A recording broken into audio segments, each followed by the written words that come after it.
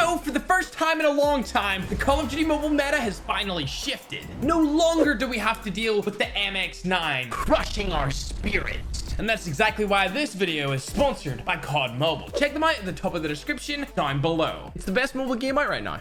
Listen up, this ranked season has been the most excited I've been to play the game in so long. There's only one thing holding it back, and that's the best weapon in the entire game: persistence. Listen, COD Mobile devs, I know you want the casuals to reign supreme, but don't do it this way. It's a score streak for a reason. You get a streak of score. Persistence negates that and gives them insane streaks without having to go on one. Please nerf. Okay, enough of that. Honorable mention. The AS Val. I know what you're thinking, Ferg. This could be on the top 5 list. You're perfectly correct in saying that. But in my opinion, there's just better guns for every single scenario. Also, the MX9 is still a decent weapon. It's just not in the top 5, which is fantastic to say. And with those two out of the way, let's get into the number 5 spot.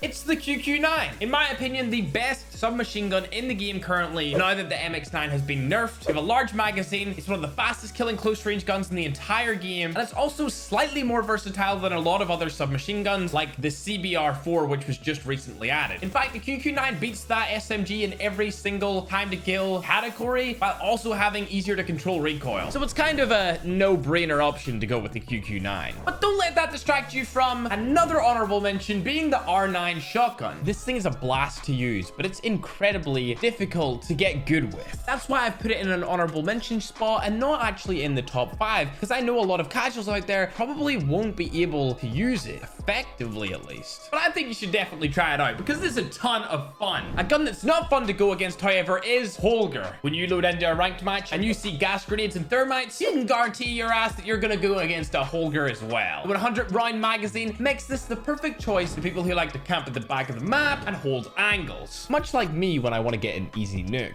I mean, spray and pray. It's too easy. Now we're into the 3 guns that I have been using the most. And when I tell you that I've actually been grinding ranked, look how much I've been streaming every single day for an average of 6 hours a day. And it's not like I'm just playing normal ranked players. I'm going against world finalist scrim teams, where the best players in the region are randomly assembled on each team to play against each other. It's no joke. And now some of the new players can trust me. The SVD's number 3. Having the same lethal zone as the DLQ and Locust, some players like myself thought this was going to absolutely tear up ranked. It may come as a surprise to you and myself, but this is actually the first sniper that has a drop-off range of damage. The one-shot potential isn't the same everywhere in the map like it is with other snipers, meaning this weapon is not as powerful as we may once have thought. However, it's still an absolutely lethal gun. You do need some skill to use it, however, as the recoil kicks hard, which is probably the reason why you never see anybody even